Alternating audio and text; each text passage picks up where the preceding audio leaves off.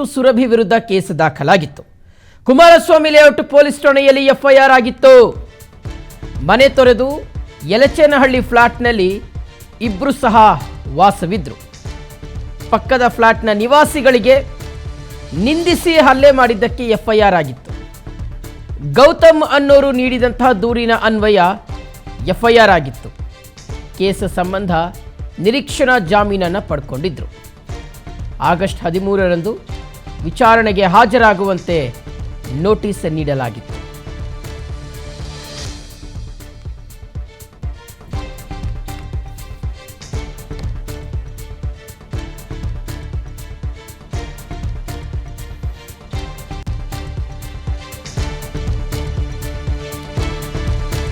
ಕನ್ನಡ ಧಾರಾವಾಹಿಯಲ್ಲಿ ನಟಿಸಿದ್ರು ಮೃತ ಸುರಭಿ. ಖಾಸಗಿ ವಾಹಿನಿಯ ಇಷ್ಟದೇವತೆ ಎನ್ನುವ ಸೀರಿಯಲ್ನಲ್ಲಿ ನಟಿಸಿದ್ರು.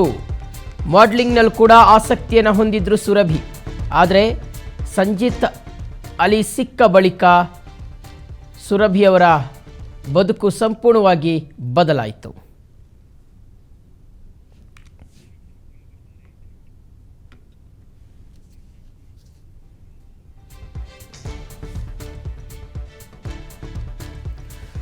ಓಕೆ, ರಂಜನ್ ಸನತ್ ಅಂತ ಅಂದರೆ ಇಷ್ಟದೇವತೆಯಲ್ಲಿ ಸುರಭಿಯವರ ಜೊತೆಗೆ ಆ್ಯಕ್ಟ್ ಮಾಡಿದಂಥವ್ರು. ರಂಜನ್ ಅವರೇ ನಮಸ್ಕಾರ, ಶಿವಶಂಕರ್ ಮಾತಾಡ್ತಿದ್ದೀನಿ ಸರ್. ನಮಸ್ತೆ. ಏನು ಹೇಳ್ತೀರಿ ರಂಜನ್ ಅವರೇ ಸುರಭಿಯವರ ಬಗ್ಗೆ? ತಮ್ಮ ಜೊತೆಗೆ ಅವ್ರು ಆ್ಯಕ್ಟ್ ಮಾಡಿದ್ದಾರೆ, ಸೊ ಈಗ ಅವ್ರು ಇಲ್ಲ, ಏನು ಹೇಳ್ಬೋದು ತಾವು? ನಂಗೆ ವಿಷಯ ಗೊತ್ತಾಗಿದೆ ನಿಮ್ಮ ಚಾನೆಲ್ ಕಡೆಯಿಂದ. ಈಗ ನಮಗೆ ಶಾಕ್ ಆಗ್ತಿದೆ ಇದು ಆಕ್ಚುಲಿ. ನಾವು ಇಷ್ಟದೇವತೆ ಆಕ್ಚುಲಿ ಸುರಭಿ ಆಗಲಿ ಅದರ್ ಇನ್ಕ್ಲೂಡಿಂಗ್ ಮೀನ್ ಒಂದು 5 ಜನ ಡೆಬ್ಯೂ ಆಗಿ ಆಕ್ಟ್ ಮಾಡಿದ ಸೀರಿಯಲ್ ಅದು. ಎಲ್ಲರೂ ಫ್ರೆಶರ್ಸ್ ನಾವು. ಸೊ ಅದರಿಂದ ನಮ್ಮ 5 ಜನಕ್ಕೊಂದು ಒಡನಾಟ ಚೆನ್ನಾಗಿತ್ತು. ಎಲ್ಲರೂ ಹೊಸೊಬ್ರು ಹೊಸ ಪರಿಚಯ, ಇನ್ನೆಲ್ಲರೂ ಸೀನಿಯರ್ಸ್ ಇದ್ರಲ್ಲಿ. ನಮ್ಮ ಒಂದು ಓವರ್ ಆಲ್ ಟೀಮ್ ಅಲ್ಲಿ ಯಂಗೆಸ್ಟ್ ಹುಡುಗಿ ಇವಳು ಬಿಟ್ರೆ ಇನ್ನೊಂದು ಚಿಕ್ಕ ಹುಡುಗಿ ಇತ್ತು. ಸೊ ಈ ಹುಡುಗಿ ನೇಚರ್ ಚೆನ್ನಾಗಿತ್ತು. ಎಲ್ಲರ ಜೊತೆ ಮಾತಾಡ್ಕೊಂಡು ಒಂಥರ ತರಲೆ ಹುಡುಗಿ ಅಂಡ್ ಎಲ್ಲರ ಜೊತೆ ಫ್ರೆಂಡ್ಲಿ, ದೊಡ್ಡವ್ರು ಚಿಕ್ಕ ಎಲ್ಲರ ಜೊತೆ ಚೆನ್ನಾಗಿ ಎಲ್ಲರಿಗೂ ಬಾಂಡಿಂಗ್ ಚೆನ್ನಾಗಿತ್ತು. ಒಂದು ಸೀರಿಯಲ್ ಕೂಡ ಒಂದು 5-6 ಮಂತ್ಸ್ ಅಷ್ಟೇ ಅಂತ ಅದು ಬಂದಿದ್ದೊಂದು ಸೀರಿಯಲ್. ಸೊ ತುಂಬಾ ಬೇಗ ಶುರುವಾಗಿ ಬೇಗ ಎಂಡ್ ಆಗಿದ್ದ ಪ್ರಾಜೆಕ್ಟ್ ಅದು.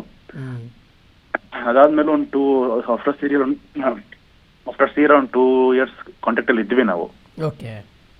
ಮಧ್ಯ 6 ಮಂತ್ಸ್ ಒಂದ್ಸ ಎಲ್ಲರೂ ಸೇರ್ತಿದ್ವಿ 4-5 ಜನ ಅವ್ರಿಗೆ.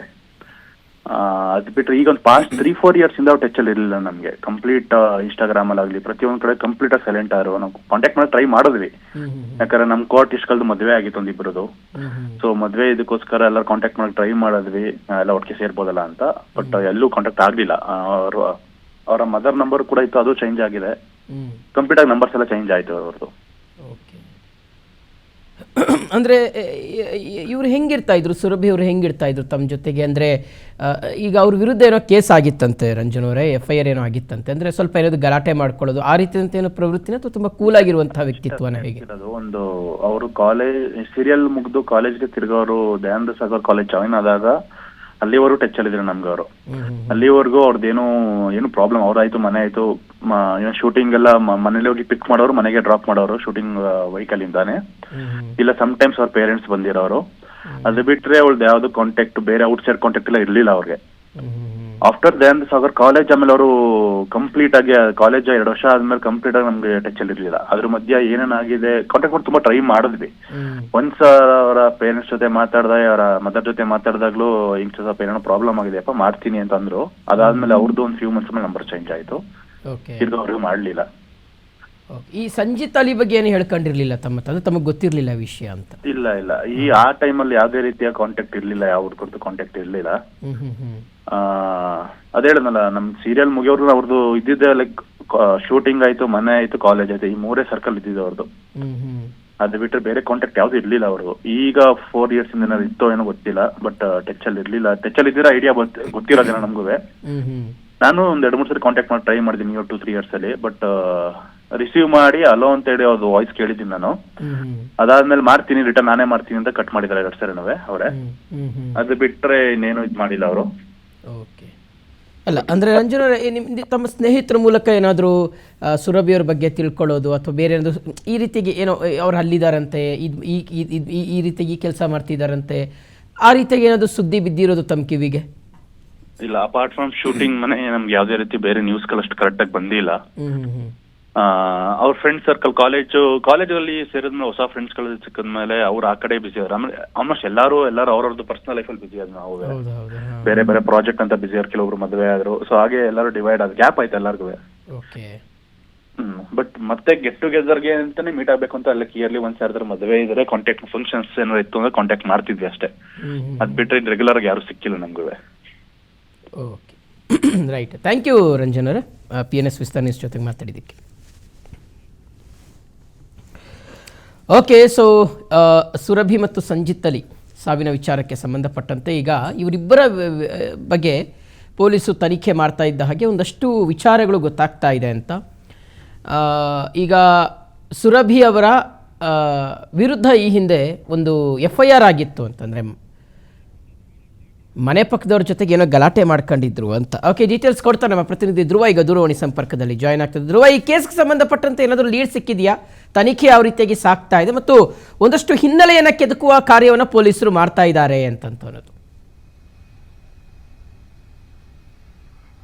ಶಿವು, ಈಗ ಸದ್ಯ ಸುರಭಿಯ ಮೃತದೇಹವನ್ನ ಚಿಕ್ಕಬಳ್ಳಾಪುರ ಜಿಲ್ಲಾಸ್ಪತ್ರೆಯಲ್ಲಿ ಇಡಲಾಗಿದೆ. ಇನ್ನೇನು ಕೆಲ ಹೊತ್ತಿನಲ್ಲೇ ಪೋಸ್ಟ್ ಮಾರ್ಟಮ್ ಕೂಡ ಮಾಡುವಂತ ಕೆಲಸವನ್ನ ಪೊಲೀಸರು ವೈದ್ಯರು ಮಾಡ್ತಾ ಹೋಗ್ತಾರೆ. ಆದ್ರೆ ಇಲ್ಲಿ ಈ ಸುರಭಿ ಹಿನ್ನೆಲೆ ಮತ್ತೆ ಈತನ ಸಂಚಿತ್ ಅಲಿ ಏನಿದ್ದಾನೆ, ಇವರಿಬ್ರು ಕಳೆದ ಕೆಲ ವರ್ಷಗಳಿಂದ ಪರಿಚಯ ಆಗ್ತಾರೆ. ಅನಂತರ ಆಕೆಯ ಸುರಭಿ ತನ್ನ ಮನೆಯನ್ನ ಬಿಟ್ಟು ಈತನ ಜೊತೆ ಸಂಜಿತ್ ಅಲಿ ಜೊತೆ ವಾಸವನ್ನ ಮಾಡಿದ್ಲು ಅನ್ನುವಂಥದ್ದು ಮಾಡ್ತಾ ಇದ್ಲು. ಕುಮಾರಸ್ವಾಮಿ ಲೇಔಟ್ ಯಲಚನಹಳ್ಳಿ ಏನಿದೆ ಅಲ್ಲಿ ಒಂದು ಫ್ಲಾಟ್ ನಲ್ಲಿ ಇಬ್ರು ವಾಸ ಆಗಿದ್ರು ಅನ್ನುವಂತ ಒಂದು ಮಾಹಿತಿಯನ್ನ ಅವರ ಕುಟುಂಬಸ್ಥರು ಕೂಡ ಹೇಳಿದ್ರು. ಈಗ ಸದ್ಯ ಕುಮಾರಸ್ವಾಮಿ ಲೇಔಟ್ ನಲ್ಲಿ ಅವರು ವಾಸ ಮಾಡ್ತಿದ್ದಂತ ಸಂದರ್ಭದಲ್ಲಿ ಈ ಪಕ್ಕದ ಮನೆಯ ಗೌತಮ್ ಎಂಬುವರ ಜೊತೆ ಕಿರಿಕನ್ನ ಮಾಡ್ಕೊಂಡಿದ್ರು ಅನ್ನುವಂಥದ್ದು ಈಗ ಗೊತ್ತಾಗ್ತಾ ಇದೆ.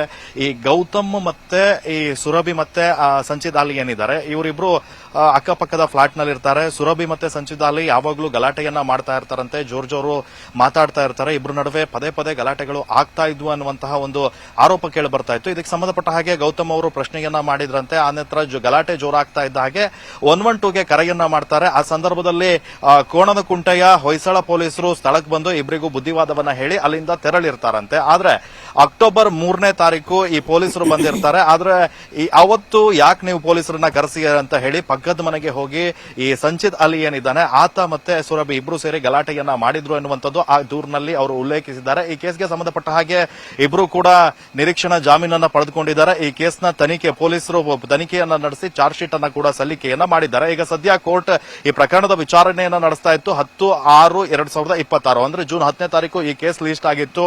ಇಬ್ಬರಿಗೂ ಕೂಡ ಸಮನ್ಸ್ ಅನ್ನ ಸರ್ವ್ ಮಾಡಿ ಆಗಸ್ಟ್ 13ನೇ ತಾರೀಕು ವಿಚಾರಣೆಗೆ ಬನ್ನಿ ಅಂತ ಹೇಳಿ ಕೂಡ ಹೇಳಿದ್ರು. ಆದ್ರೆ ಅಷ್ಟರೊಳಗೆ ಇಂತಹ ಒಂದು ದುರಂತ ನಡೆದು ಹೋಗಿದೆ. ಸುರಭಿ ಕೂಡ ಏನಿದ್ದಾನೆ ಈತ ಸಂಜಿತ್ ಅಲಿಯಿಂದ ಸಾಕಷ್ಟು ಅಂತರವನ್ನ ಕಾಯ್ದುಕೊಂಡಿದ್ಲು ಇತ್ತೀಚಿನ ದಿನಗಳಲ್ಲಿ. ಆದ್ರೆ ಮತ್ತೆ ಹೇಗೆ ಈತ ಸಂಪರ್ಕಕ್ಕೆ ಬಂದ ಅನ್ನುವಂಥದ್ದು ಇಲ್ಲಿ ಪ್ರಶ್ನೆ ಆಗಿರುವಂತದ್ದು. ಕುಟುಂಬಸ್ಥರು ಕೂಡ ಈಗ ಆತನ ವಿರುದ್ಧ ಕೊಲೆ ಆರೋಪವನ್ನ ಮಾಡ್ತಾ ಇದ್ದಾರೆ. ಪೊಲೀಸರು ಈ ಹಿನ್ನೆಲೆಯಲ್ಲಿ ತನಿಖೆಯನ್ನ ಕೂಡ ನಡೆಸ್ತಾ ಇದ್ದಾರೆ. ಆದ್ರೆ ಪೋಸ್ಟ್ ಮಾರ್ಟಮ್ ವರದಿ ಬಂದ ನಂತರ ಈ ಕೇಸ್ನಲ್ಲಿ ಆಕ್ಚುಲಿ ಏನಾಗಿದೆ ಅನ್ನುವಂಥದ್ದು ಕೂಡ ಗೊತ್ತಾಗ್ತಾ ಹೋಗುತ್ತೆ. ಆದ್ರೆ ಇನ್ನೊಂದು ಕಡೆ ಈ ಸುರಭಿ ಕನ್ನಡದ ಸೀರಿಯಲ್ ನಲ್ಲಿ ಆಕ್ಟ್ ಮಾಡಿದ್ಲು ಅನ್ನುವಂಥದ್ದು ಕೂಡ ಈಗ ಗೊತ್ತಾಗ್ತಾ ಇದೆ. ಆಕೆ 2019ರಲ್ಲಿ ಖಾಸಗಿ ವಾಹಿನಿಯಲ್ಲಿ ಬಂದಂತ ಇಷ್ಟ ದೇವತೆ ಎನ್ನುವಂತ ಸೀರಿಯಲ್ ಏನಿದೆ ಅದರಲ್ಲಿ ಡೆಬ್ಯೂ ಆಗಿ ಆಕ್ಟ್ ಅನ್ನ ಮಾಡಿದ್ಲಂತೆ, ಸಹನಟಿಯಾಗಿ ನಟಿಸಿದ್ಲು. ಆದ್ರೆ ಆ ಸಿನಿಮಾ ಸೀರಿಯಲ್ ಏನಿದೆ 6 ತಿಂಗಳ ಕಾಲ ಅಷ್ಟೇ ನಡೀತು. ಆನಂತರ ಆಕೆ ದಯಾನಂದ ಸಾಗರ ಕಾಲೇಜಿನಲ್ಲಿ ಪದವಿಯನ್ನ ಸೇರ್ಕೊಳ್ತಾಳೆ. ಆನಂತರ ಫಿಸಿಯೋಥೆರಪಿ ಕೋರ್ಸ್ ಅನ್ನ ಕೂಡ ಆಕೆ ಮಾಡ್ಕೊಳ್ತಾ ಇರ್ತಾಳೆ. ಆ ಸಂದರ್ಭದಲ್ಲೇ ಈ ಆರೋಪಿ ಏನಿದ್ದಾನೆ ಈತ ಸಿಕ್ಕಿರುವಂತದ್ದು. ಸೊ ಹೀಗಾಗಿ ಸಂಜಿತ್ ಅಲಿ ಮತ್ತೆ ಈಕೆಯ ಸಂಪರ್ಕ ಬೆಳೆಯುತ್ತೆ. ಅನಂತರ ಆತ ಈಕೆಯನ್ನ ಕೊಲೆ ಮಾಡಿರುವಂತಹ ಅನುಮಾನಗಳಿದ್ದಾವೆ. ಆದ್ರೆ ಸಂಜಿತ್ ಅಲಿಯನ್ನ ವಿಚಾರಣೆ ಮಾಡುವ ನಂತರ ಆತನು ಕೂಡ ಈ ಚಿಕ್ಕಬಳ್ಳಾಪುರದ ಜಿಲ್ಲಾಸ್ಪತ್ರೆಯಲ್ಲಿ ದಾಖಲು ಮಾಡುವಂತ ಕೆಲಸವನ್ನ ಪೊಲೀಸರು ಮಾಡಿದ್ದಾರೆ. ಆತ ಈಗ ಪೊಲೀಸರ ಮುಂದೆ ಸ್ಟೇಟ್ಮೆಂಟ್ ಅನ್ನು ಪಡೆದುಕೊಂಡ ನಂತರ ಒಂದಿಷ್ಟು ವಿಚಾರಗಳು ಗೊತ್ತಾಗುವಂತದ್ದು. ಆದ್ರೆ ಈಗ ಸದ್ಯ ಪೊಲೀಸರು ಈ ಪ್ರಕರಣದಲ್ಲಿ ಪೋಸ್ಟ್ ಮಾರ್ಟಮ್ ರಿಪೋರ್ಟ್ ಬಂದ ನಂತರ ಇದೇನಾದರೂ ಕೊಲೆ ಆಗಿದೆಯೋ, ಆತ್ಮಹತ್ಯೆಯೋ ಅಥವಾ ಬೇರೆ ಇನ್ನೇನೋ ಎನ್ನುವಂತ ಒಂದು ಆಂಗಲ್ ನಲ್ಲಿ ತನಿಖೆಯನ್ನು ನಡೆಸ್ತಾ ಇದ್ದಾರೆ. ಈ ವರದಿಯ ಬಂದ ನಂತರವೇ ಒಂದು ಸ್ಪಷ್ಟ ಚಿತ್ರಣ ಸಿಗುತ್ತೆ. ಶಿವು.